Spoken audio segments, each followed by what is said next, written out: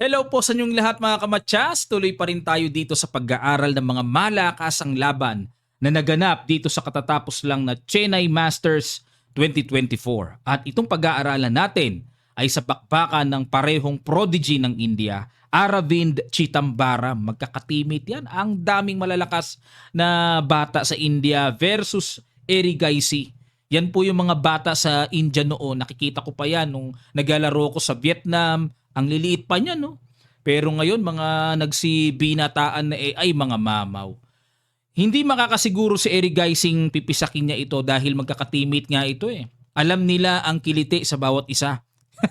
Yan ang hirap pagka magkatimit ang magkalaban. Okay? Pagkatapos ito, pakita ko po sa inyong standing at yung kanilang live rating. Kung ito bang si Eric Gaisi ay matagumpay na dikit na sa world number 1 rating na si Magnus sa standard. Yan ang aalamin natin. Ang ginawa ni Chittambaram nag D4, Knight F6 si Eric Gaisi. Ayun, tinirahan ng tinatawag na Trompovsky attack. Nag E3, simple lang para i-develop ang bishop pero dito po medyo kakaiba talaga in-apply ni Aravind.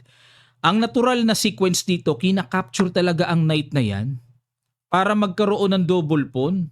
Tapos kakapturein yan ng ipon para makadevelop ang bishop. Yan talaga yan eh.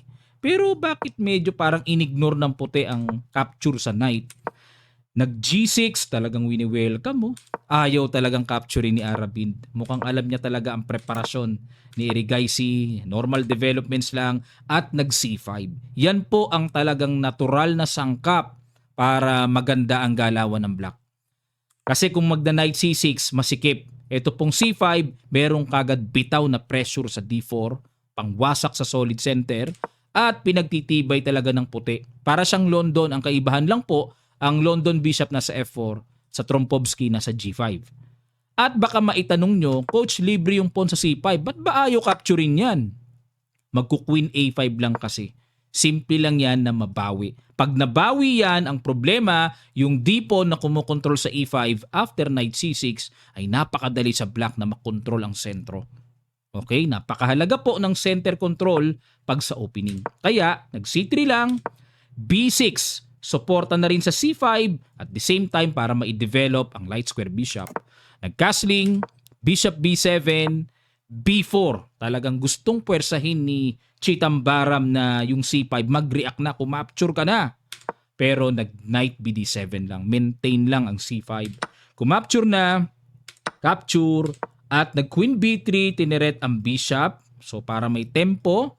At nag-queen C8, sinuportahan, nag-A4. At yan ang novelty sa bakbakang ito. Dahil ang old line ay queen to A3 ang ginawa. Okay? At nag-A4, H6, Rook AB1, Bishop C6, nag-Bishop F4. Ayun, ito pong Bishop F4 ay iwas na at the same time yung Rook B8 para mapigilan. Kasi mag-Rook B8, makaka-istorbo yan dyan ang atake sa Queen eh. Nag-G5 hinabol at nag-Bishop E5. Ayun. C4, atake muna sa Queen, nag-Queen A3, may counter attack sa E7 at nag-Rook E8, dinipensahan ni Eric Gaisi pero hindi po nagustuhan ng computer engine ang tira na yan. Dapat daw ay G4 na. Yan na pala kagad.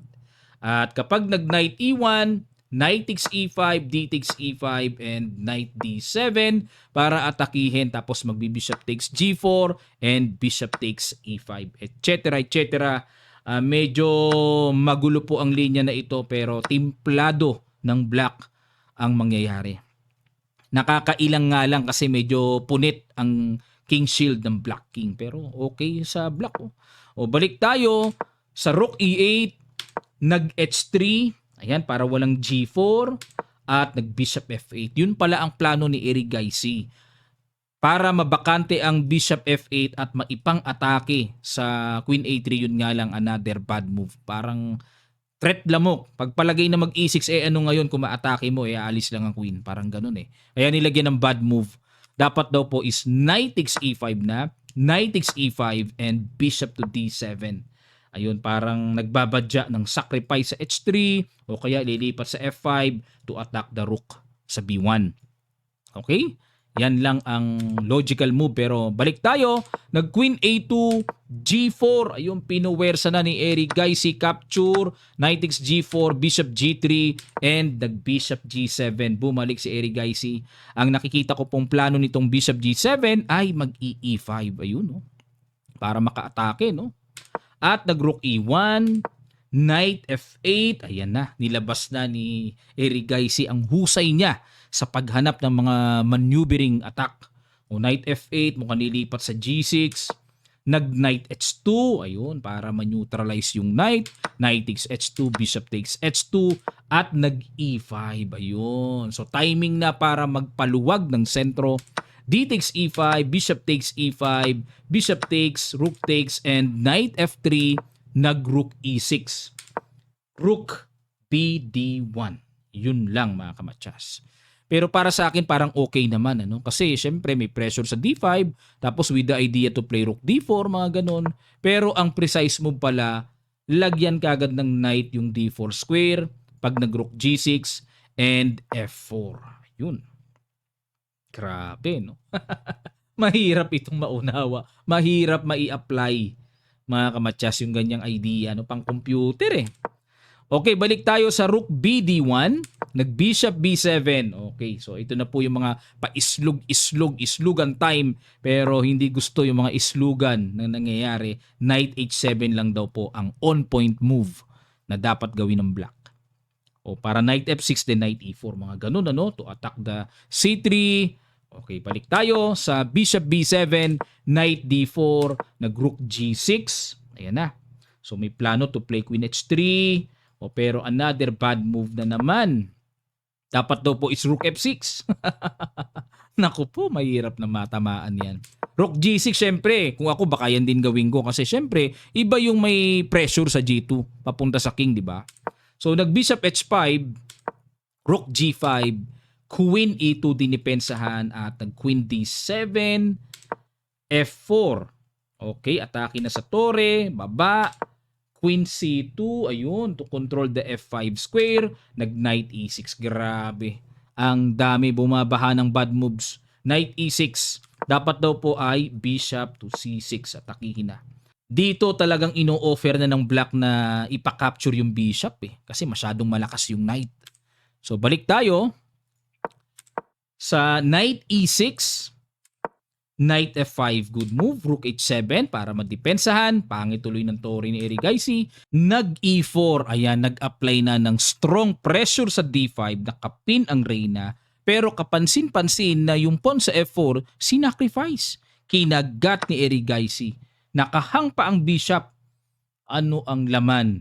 Pakiguess nyo po ang malapasel na hataw na ginawa ni Chitambaram. Sa ilang sandali lang, tutuloy kagad natin. Start.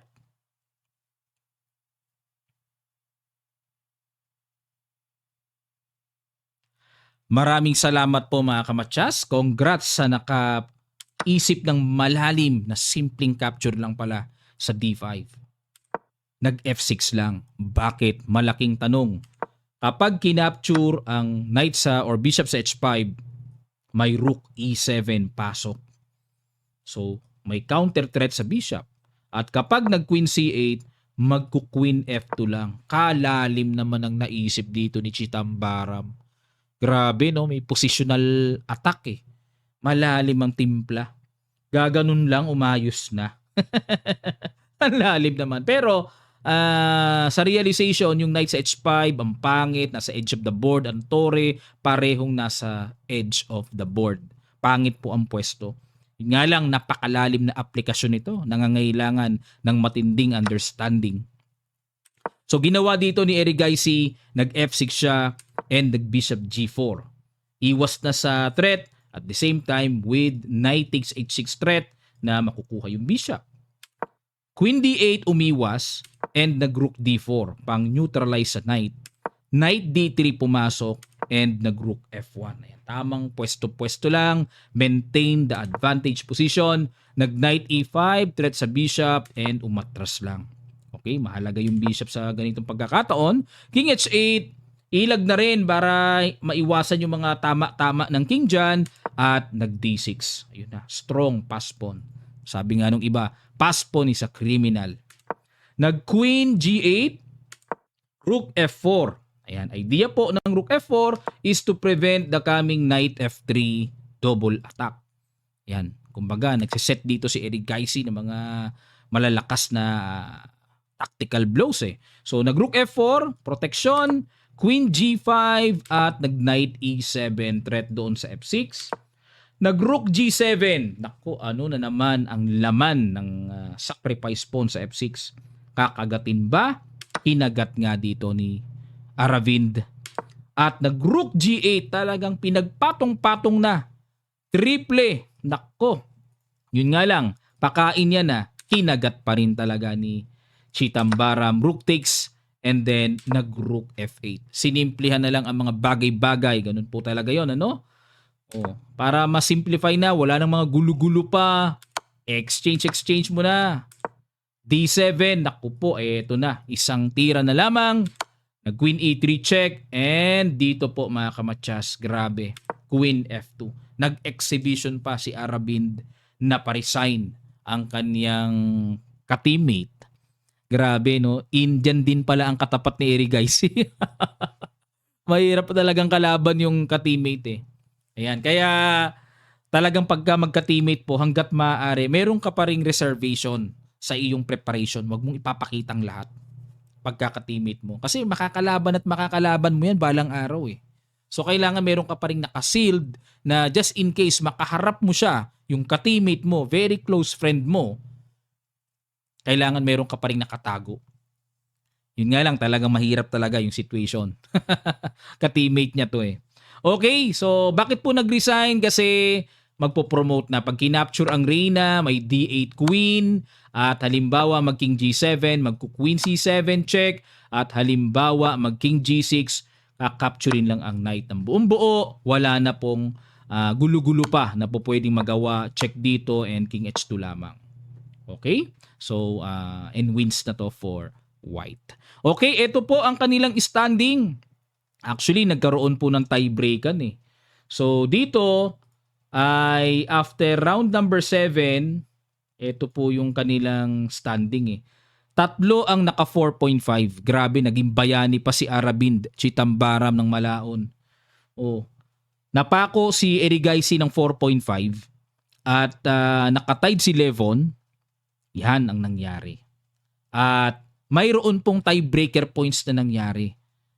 Ang naglaban ay si Levon Aronian versus Eric Gaisi. Ayan, tingnan po natin yung tiebreaker games nila. Yan po ang isusunod natin sa mga susunod na videos. Nagkaroon pa sila ng championship dyan dahil tied sila eh. Tatlo eh. Nagkaroon ng bakbakan yung tatlong yan. Yan ang pag-aaralan natin. Pipili po tayo ng best game sa mga susunod. Okay? At ito po ang live rating sa ngayon ng standard.